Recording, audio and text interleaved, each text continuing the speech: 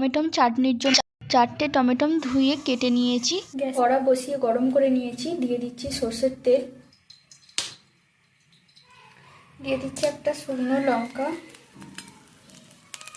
অল্প 5 ফোড়ন, দিয়ে দিচ্ছি কেটে রাখা টমেটো,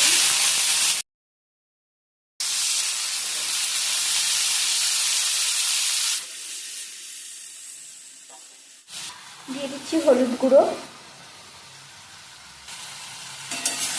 এবার ভাজা করে নেব।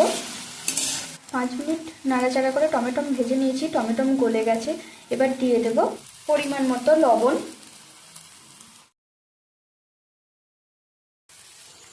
টমেটো সেদ্ধ হওয়ার জন্য দিয়ে দেব জল।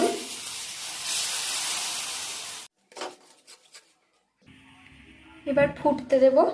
15 মিনিট ফোটানোর পর যখন টমেটো সেদ্ধ আর গাঢ় হয়ে গেলে দিয়ে দিচ্ছি ভিজিয়ে রাখা কাজু আর কিশমিশ, দিয়ে দিচ্ছি পরিমাণ মতো চিনি।